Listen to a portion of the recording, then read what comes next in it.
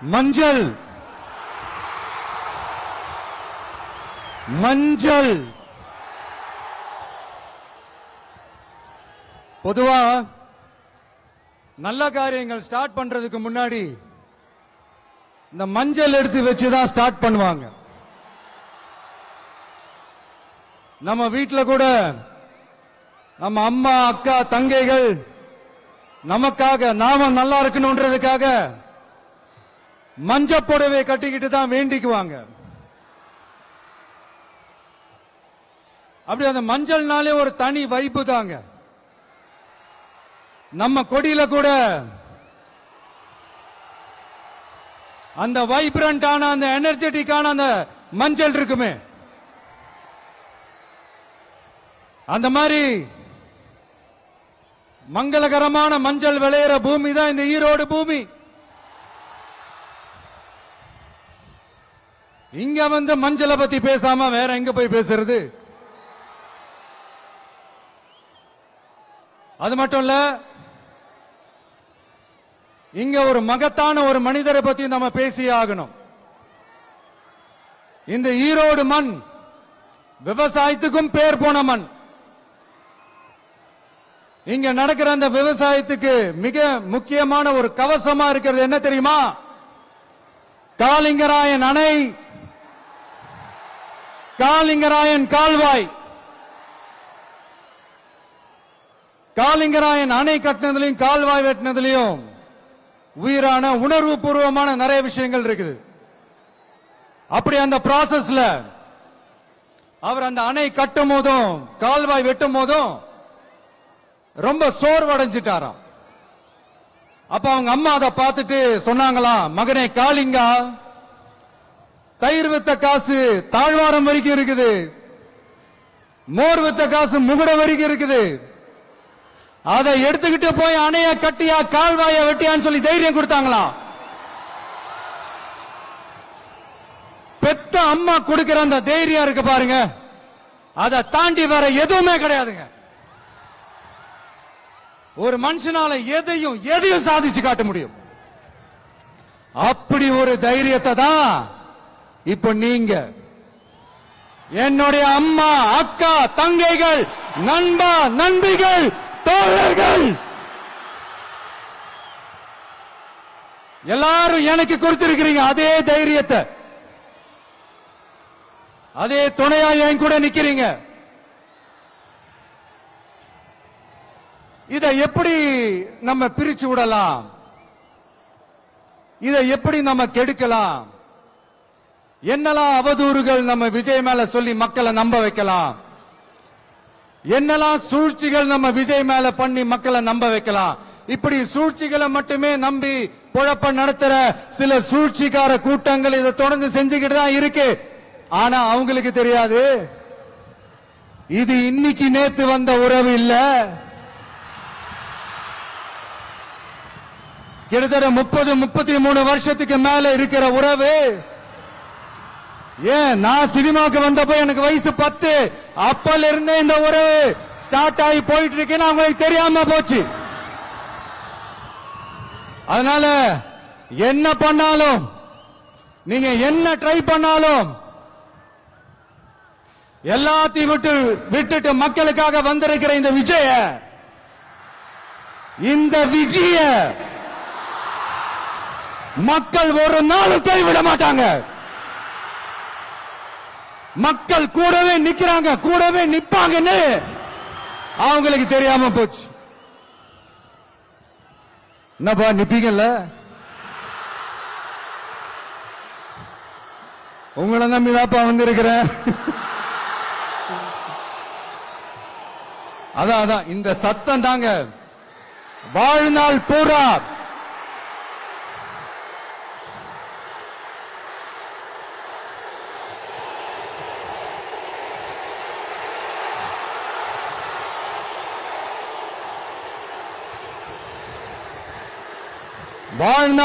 உங்களுக்கு நன்றியோடவே இருப்பேன். இப்போ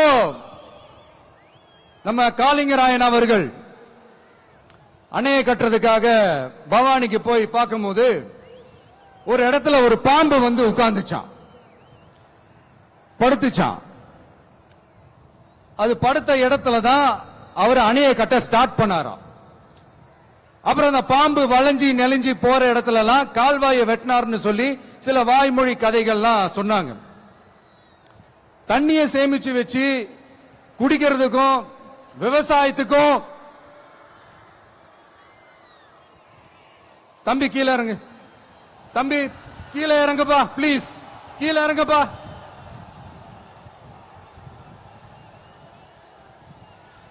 ஓகே, தேங்க்யூ தேங்க்யூ. கீழே இறங்குங்க, கீழே இறங்குப்பா. நீ இறங்கினாதான் முத்தம் கொடுப்பேன்.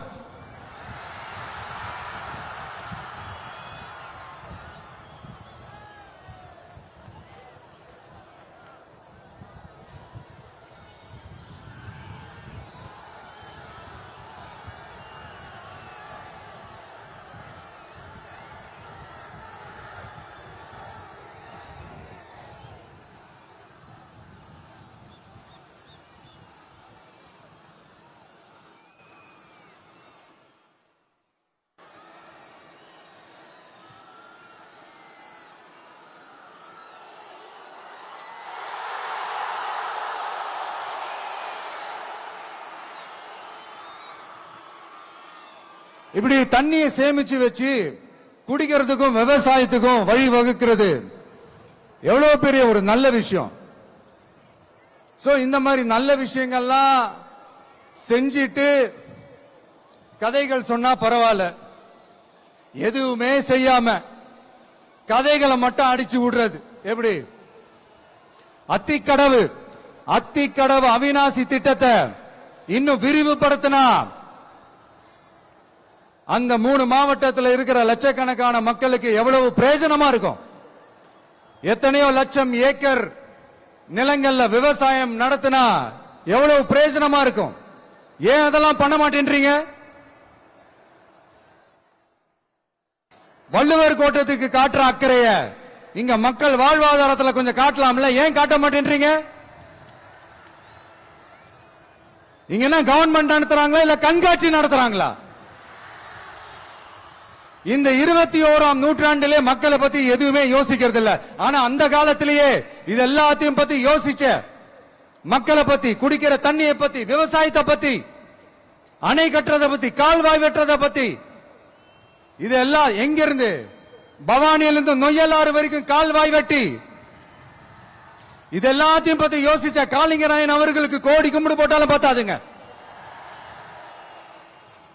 இப்படி அந்த காலத்துல இருந்த ஒரு ஹீரோவை பத்தி பேசிட்டு இந்த காலத்துல, அதாவது 1920th செஞ்சுரியில இருந்த ஒரு ஹீரோவையும் பத்தி நம்ம பேசி ஆகணும்ல. ஒருத்தர் இலக்கிய மனம் கொண்ட ஹீரோனா இன்னொருத்தர் இரும்பு மாதிரி அயன்மேன் தான். எஸ், நம்ம ஈரோடு கடப்பாறை தான்.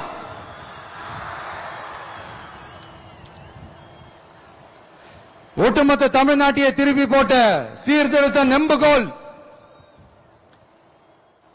ஈரோடு மாவட்டத்தில் பிறந்த அவர்தான். இந்தியாவுக்கே இடஒதுக்கீடு சம்பந்தமான அரசியல் சட்டத்தை திருத்தறதுக்காக போராட்டம் நடத்தினவர் யாரு? நம்ம தந்தை பெரியாரு. 100 வருஷத்துக்கு முன்னாடியே வகுப்பு வாரி பிரதிநிதித்துவம் வேணும்னு கேட்டவர். அன்னைக்கும் சரி இன்னைக்கும் சரி ஒரு ஆச்சரியத்தோட பார்க்கக்கூடிய ஒரு மனிதர், நம்மளுடைய கொள்கை தலைவர். அப்ப அண்ணாவும் எம்ஜிஆரும் யாரு? பெரியார் அவர்கள் கிட்ட இருந்து எங்களுக்கு தேவையான கொள்கைகளை எடுத்துக்கிட்டோம். அவரை ஃபாலோ பண்ற, அவரை வழிகாட்டி ஏத்துக்கிட்ட அண்ணா அவர்கள் கிட்ட இருந்தோம், எம்ஜிஆர் அவர்கள் கிட்ட இருந்தோம் தேர்தல் அணுகுமுறையை எடுத்துக்கிட்டோம். அண்ணாவும் எம்ஜிஆரும் தமிழ்நாட்டோட சொத்து. அவங்கள பயன்படுத்துறத பத்தி யாரும் இங்க கம்ப்ளைண்ட் பண்ண முடியாது. அண்ணா எங்களோடது, எம்ஜிஆர் என்னோடது, எங்களோடது, நீங்களா எடுத்துக்க கூடாது அப்படிலாம் யாரும் இங்க அழுதுட்டு இருக்க முடியாது, சொல்லிவிட்டேன். அதனால நாங்க ஒரு வழியில அரசியல் செஞ்சுக்கிட்டு போயிட்டு இருக்கிறோம். உங்களுக்கு தான் டிவிக்கு ஒரு பொருட்டே இல்லல, அப்புறம் ஏன் கதறீங்க? அப்புறம் ஆளாளுக்கு அங்க போயிட்டு இங்க போயிட்டு புலம்பி தள்ளிக்கிட்டு இருக்கிறீங்க. இது எப்படி இருக்கு தெரியுமா? எனக்கு பயம் இல்ல, எனக்கு பயம் இல்ல அப்படின்னு சத்தமா சவுண்ட் விட்டுக்கிட்டே சத்தமா பாட்டு பாடிக்கிட்டு இந்த நடுங்கிக்கிட்டே சின்ன பசங்க நடந்து போவாங்க. அந்த மாதிரி இருக்கு. முதல்ல மண்டையில இருக்கிற கொண்டைய மறைங்க சார்.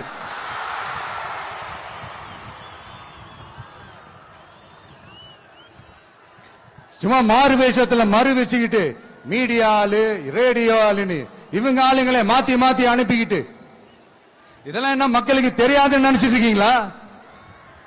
மக்கள் எல்லாத்தையும் உன்னிப்பா கவனிச்சிட்டு இருக்காங்க. அதனாலதான் சொல்றேன், உங்களுக்கு நீங்க கொள்ளையடிச்சு வச்சிருக்கிற காசு தான் துணை. ஆனா எனக்கு என் மேல எல்லையில்லா பாசம் வச்சிருக்கிற இந்த மாசு தான் துணை.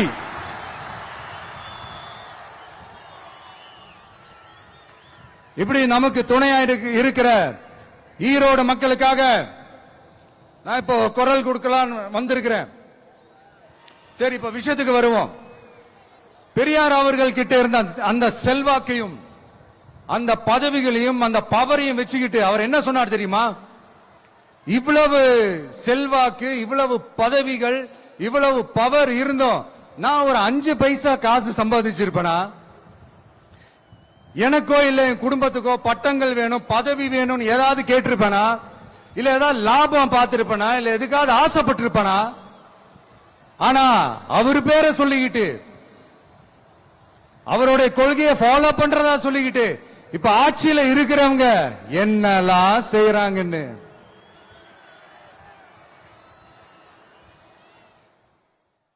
அதனாலதான் சொல்றோம், பெரியார் பேரை சொல்லிக்கிட்டு தயவு செஞ்சு கொள்ளையடிக்காதீங்கயா, தயவு செஞ்சு கொள்ளையடிக்காதீங்க. அவரு பேரை சொல்லிக்கிட்டு பெரியார் பேரை சொல்லி கொள்ளையடிக்கிற இவங்க தான் நம்மளுடைய அரசியல் எதிரி. மக்களை நீங்க சொல்லுங்க, நம்மளுடைய அரசியல் எதிரி யாரு? நம்மளுடைய கொள்கை எதிரி யாரு? ரிப்பீட், நம்மளுடைய அரசியல் எதிரி யாரு? நம்மளுடைய கொள்கை எதிரி யாரு? உங்களுக்கு புரியுது இல்ல? எனக்கு அது போதும்யா, எனக்கு வேற எதுவுமே தேவையில்லை.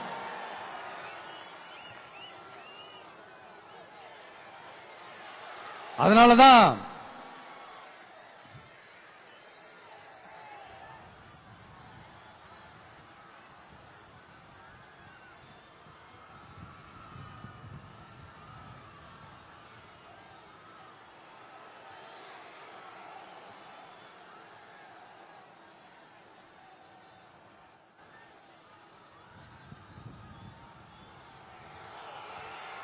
உங்களுக்கு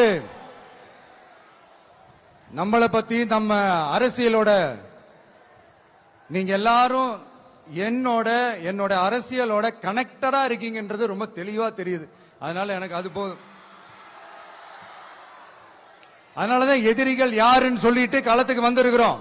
அதனால அவங்கள மட்டும் தான் எதிர்ப்போம்.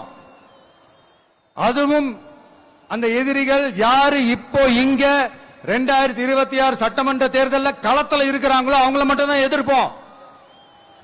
சும்மா களத்திலே இல்லாதவங்களையும், களத்துக்கும் அவங்களுக்கும் சம்பந்தமே இல்லாதவங்களையும் எதிர்க்கிற ஐடியாலாம் இல்ல பாஸ்.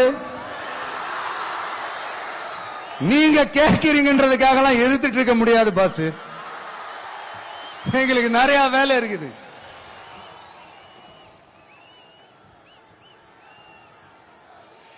எத்தனை எத்தனை பொய்யான வாக்குறுதிகள். வந்த உடனே நீட்டை ரத்து செய்வோம், கல்வி கடனை ரத்து செய்வோம், கேஸ் சிலிண்டருக்கு மானியமா 100 ரூபாய் தருவோம், என்னெல்லாம் அடிச்சு விட்டுட்டு இன்னி வரைக்கும் கேட்கிறேன், இதெல்லாம் சொன்னாங்களே செஞ்சாங்களா? இவங்க எப்பவுமே இப்படிதான், சொல்றது ஒண்ணு செய்யறது ஒண்ணு. திமுகவும் பிரச்சனைகளும் ஃபெவிகால் போட்டு ஓட்டின ஃப்ரெண்ட்ஸ் மாதிரி ஒன்னில இருந்து ஒன்ன பிரிக்கவே முடியாது. இப்போ ஈரோடு பகுதியில் இருக்கிற பிரச்சனையை பத்தி பேசுவோம். பெரியார் பேரை மட்டும் சொல்லிக்கிட்டு எப்படி அவரோட கொள்கைகளுக்கு எதிராக செயல்படுறாங்களோ அப்படிதான் இந்த மஞ்சள் நகரத்தோட மஞ்சளுக்கும் ஒண்ணும் பண்ணல, மஞ்சள் விவசாயிகளுக்கும் ஒண்ணும் பண்ணல. ஆராய்ச்சி மையம், சிறப்பு மையம்னு கோடி கோடியா டெண்டர் விட்டாங்க, பேருக்கு கட்டிடத்தை கட்டினாங்க. ஆனா உலகமே போட்டி போட்டு வாங்குற மஞ்சளை மதிப்பு கூட்டி விற்பனை செய்ய, அதாவது அதோட வேல்யூ இன்கிரீஸ் பண்ணி நம்ம விவசாயிகளுக்கும் இந்த மாவட்ட மக்களுக்கும் நன்மை செய்ய இதுவரைக்கும் என்ன செஞ்சிருக்காங்கன்னு யோசிச்சு பார்த்தா ஒரு பெரிய ஜீரோ தான். கரும்பு நெல்லுக்கு அரசாங்கம் விலை பிக்ஸ் பண்றாங்க, அதையும் ஒழுங்கா பண்றதில்ல. ஒவ்வொரு முறையும் பிரச்சனை. அங்க நெல் கொள்முதல் செய்யறதுல ஊழல். சரி, நாம கஷ்டப்பட்டு விளைய வச்சது வீணா போக கூடாதுன்னு நினைச்சு நம்ம விவசாயிகள் கேட்கிற லஞ்சத்தை கொடுத்தாலும் அதுக்கப்புறம் கூட அந்த கொள்முதல் ஒழுங்கா நடக்கிறது இல்ல. அதையும் தாண்டி ஏதோ ஒரு விலை விவசாயிகளுக்கு கிடைக்குது. அப்படியெல்லாம் இல்லாம ஒழுங்கா நேர்மையா நம்ம மஞ்சளுக்கும் நியாயமான விலை பிக்ஸ் பண்ணி தரமான விதைகளை கொடுத்தா என்ன குறைஞ்சா போயிடுவாங்க? இதெல்லாம் யோசிக்கிறதுக்கு அவங்களுக்கு நேரமே இல்ல. 24x7 அவங்களுடைய யோசனை என்ன தெரியுமா? இந்த விஜயை எப்படி முடக்கலாம், தமிழக வெற்றி கழகத்தை எப்படியெல்லாம் முடக்கலாம், அப்படிதான் அவங்களுடைய சிந்தனையே 24x7. எத்தனையோ வருஷத்துக்கு முன்னாடி நம்ம காளிங்கராயர் நதிகளின் இணைப்புக்கு முன்னோடியா இருந்தார். பவானி ஆத்துல வர அதிகமான தண்ணி அணை கட்டி தேக்கி தண்ணீர் வறட்சியான பகுதிகளுக்கு அனுப்பினாரு. ஆனா இன்னைக்கு இவ்வளவு நவீன வசதிகள் இருந்தோம், இவ்வளவு சயின்ஸ் வளர்ச்சிகள் இருந்தோம், இவ்வளவு டெக்னாலஜி வளர்ச்சிகள் இருந்தோம், அவங்க வாக்குறுதியில் ஒண்ணு கொடுத்தாங்கல்ல, பவானி நொய்யலாறு அமராவதி 6 இணைப்பு திட்டத்துக்கு ஒரு துரும்ப கூட கிள்ளி போடல. வாக்குறுதி நம்பர் 103 சொன்னாங்களே, செஞ்சாங்களா? சரி, இதாவது ஒரு பெரிய ப்ராஜெக்ட் வைங்க. ஆறுகளை சுத்தப்படுத்த பல ஆயிரம் கோடி நிதி ஒதுக்குவோம், தமிழ்நாட்டில் உள்ள ஆறுகளை சுத்தப்படுத்துவோம்னு சொன்னாங்களே, செஞ்சாங்களா? ஆனா ஆத்து மணல கொள்ளையடிக்கிறதுல மட்டும் வேலைய கரெக்டா செய்வாங்க. இத நான் ஏன் திரும்ப திரும்ப சொல்றேன்னா, மக்களே நீங்க புரிஞ்சுக்கணும்.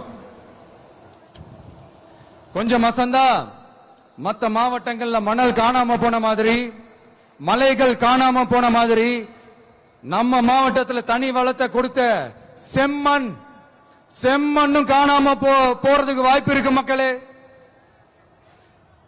நம்ம மண்ணுக்கும் நம்ம ஆத்துக்கும் நம்ம விவசாயிக்கும் தான் இந்த மோசமான நிலைமை. அதனால ஏதாவது தொழில் செஞ்சு பிழைக்கலாம்னு பார்த்தா அதுக்கும் எங்க விடுறாங்க? தொழில்னு பார்த்தா 30% நெசவாளர்களுக்கு கூலி பாக்கி. அரசாங்கம் நம்ம நெசவாளர்கள் கிட்ட இருந்து கொள்முதல் செய்த வேட்டி சேலைக்கான கூலியை கூட போராடித்தான் வாங்க வேண்டியதா இருக்குது. அது சலுகையோ உதவியோ நலத்திட்டமோ கிடைக்காது. நம்ம உழைப்புக்கான ஊதியம், நம்மளோட உரிமை, அதுக்கே போராட வேண்டிய நிலையில தான் இந்த அரசாங்கம் நம்மள வச்சிருக்கு. நல்லா பாத்துக்கங்க மக்களே, உரிமைக்கு குரல் கொடுத்தவங்க தான் இவங்க. சிறு குறு தொழில்கள் பீக் ஹவர்ஸ் சார்ஜ்னு கரண்ட்டுக்கு அநியாய விலை வச்சு அதையும் செய்ய விடாம நம்மள முடக்கிறாங்க. அந்த பீக் ஹவர்ஸ் சார்ஜ் கொள்ளையால எத்தனை வருஷமா எவ்வளவு பேர் பாதிக்கப்படுறோம், எவ்வளவு தொழில்கள் பாதிக்கப்படுது. நாமளும் கத்துறோம், போராடுறோம், கோரிக்கை வைக்கிறோம். எதையாவது இவங்க கண்டுக்கிறாங்களா? கொஞ்சம் யோசிங்க. ஏன் கண்டுக்க மாட்டேன்றாங்கன்னு கொஞ்சம் யோசிங்க. அப்பதாங்க பிரைவேட்ல அதிக விலைக்கு கரண்ட் வாங்க முடியும், அதுக்கு டெண்டர் விட முடியும். அப்படி டெண்டர் விட்ட மேட்டர்ல எல்லாம் என்ன நடக்கும்னு உங்களுக்கும் தெரியும், எனக்கும் தெரியும், நம்ம எல்லாருக்குமே தெரியும். இந்த மாதிரி ஈரோடுல மட்டும் இல்ல, எந்த மாவட்டத்துக்கு போனாலும் பிரச்சனைகள் மேல பிரச்சனைகள் தான். அதையெல்லாம் தீக்கிறதுக்கு ஒரு சொல்யூஷன் கூட சொல்லாம இதுல வேற பெருமையா மாடல் அரசுங்கிறது இல்ல. நான் கேட்கிறேன், கூச்சமா இல்ல?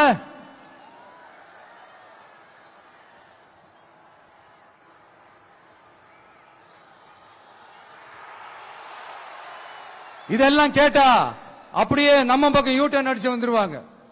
விஜய் என்ன அரசியல பேச மாட்டேன்றாரு, விஜய் என்ன சினிமா டயலாக் மாதிரி பேசுறாரு, விஜய் நான் பஞ்ச் டைலாக் பேசுறாரு, விஜய் நான் 10 நிமிஷம் தான் பேசுறாரு, 9 நிமிஷம் தான் பேசுறாரு. நான் எத்தனை நிமிஷம் பேசினா உங்களுக்கு என்ன சார்? நான் எப்படி பேசினா உங்களுக்கு என்ன சார்? உள்ள விஷயம் என்னன்னு பாருங்க சார். ஒவ்வொரு மாவட்டத்துக்கும் போய் மக்கள் ஃபேஸ் பண்ற பிரச்சனைகளை எடுத்து பேசிட்டு இருக்கிறேன். பின்ன அது அரசியல் இல்லாம வேற எதுதான் அரசியல்? உங்களை மாதிரி தனிப்பட்ட முறையில தரக்குறைவா அசிங்கமா பேசுறதுதான் அரசியல்னா அந்த அரசியல் நமக்கு வராது. வராதுன்னா நல்லாவே வரும். உங்களை விட எனக்கு அது நல்லாவே வரும். வேணான்னு விட்டு வச்சிருக்கிறோம். அப்புறம் உங்களுக்கு நமக்கு என்ன வித்தியாசம்? காஞ்சிபுரத்தில் நாம பேசும்போது இந்த மாதிரி உங்களால் அமைக்கப்பட போற ஆட்சியில நம்ம ஆட்சிக்கு வந்த உடனே என்னெல்லாம் செய்ய போறோம்ன்றது சிலது சொன்னோம். அதையெல்லாம் தப்பா புரிஞ்சுக்கிட்டு இப்போ சொல்றேன், விளக்கமா சொல்றேன். நான் சலுகைகளுக்கு எதிரானவன் கிடையாது. மக்களுக்கான சலுகைகளை இலவசம்னு சொல்லி அசிங்கப்படுத்துறதுல எனக்கு உடன்பாடு கிடையாது. மக்கள் காசுல மக்களுக்கு செய்யறதை எப்படி இலவசம்னு சொல்லுவீங்க? அப்படியே செஞ்சிட்டாலும் ஓசில போறேன்னு சொல்லி அசிங்கப்படுத்துறீங்க. என்ன கேட்கறதுக்கு ஆள் இல்லைன்னு நினைச்சீங்களா? மக்களுக்கு ஒண்ணுன்னா இந்த விஜய் வந்து நிப்பா, இந்த விஜய் வந்து கேள்வி கேட்பா.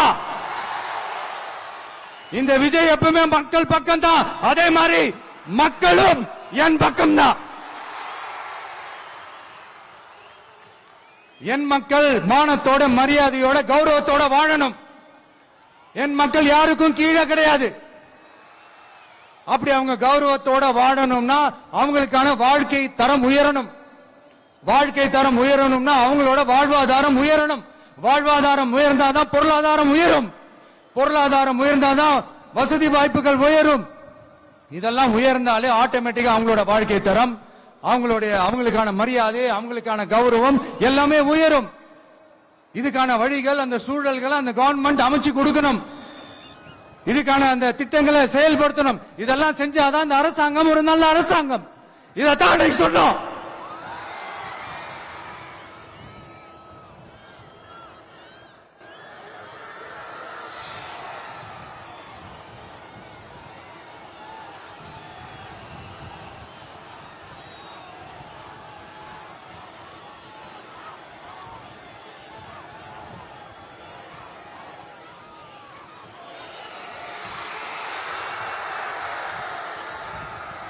இதத்தான் அன்னைக்கு சொன்னோம். உடனே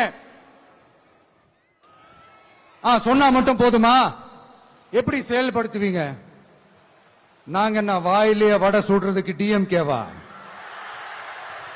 டிவி கேடா?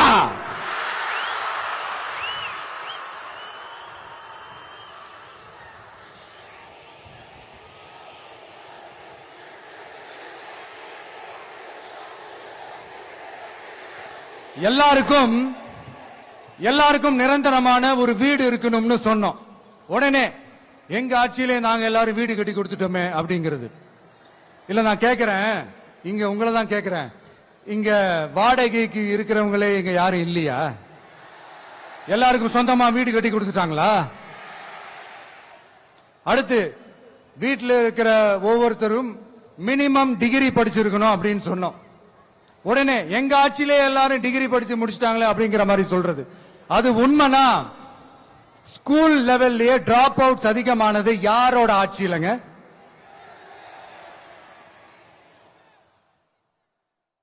பசங்க பிள்ளைங்க யாரும் ஸ்கூல்ல சேரலன்னு சொல்லிட்டு எனக்கு தெரிஞ்சு 207 கவர்மெண்ட் ஸ்கூல்ஸ் மூடினது யாரோட ஆட்சியிலங்க?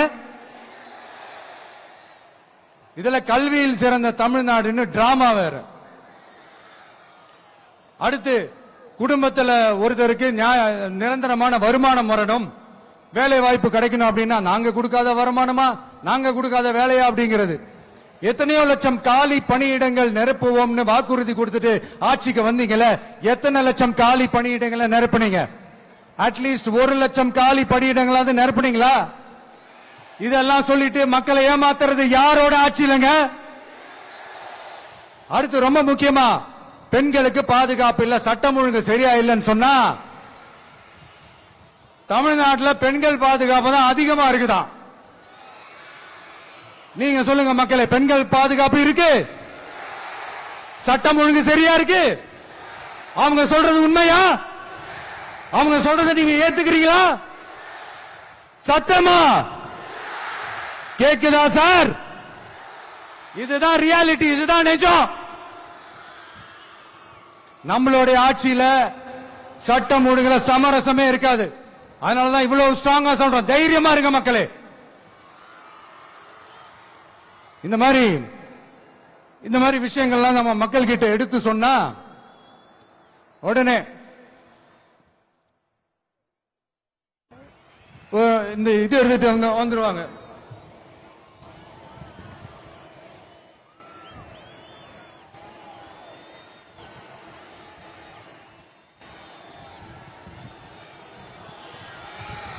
இந்த மாதிரி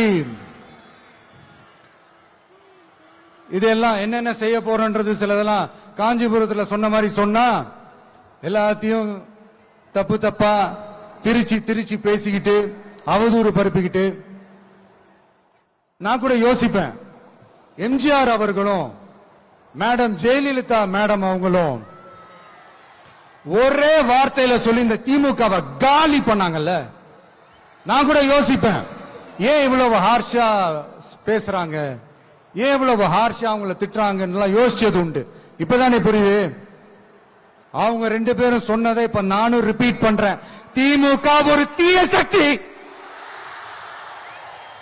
திமுக ஒரு தீய சக்தி, திமுக ஒரு தீய சக்தி, திமுக ஒரு தீய சக்தி, தீய சக்தி, தீய சக்தி, தீய சக்தி.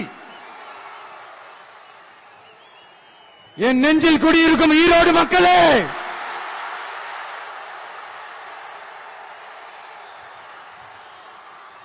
டிவிகே ஒரு தூய சக்தி. எப்படி? டிவிகே ஒரு தூய சக்தி. தூய சக்தி டிவிகேவுக்கும் தீய சக்தி டிஎம்கேவுக்கும் தான் போட்டியே.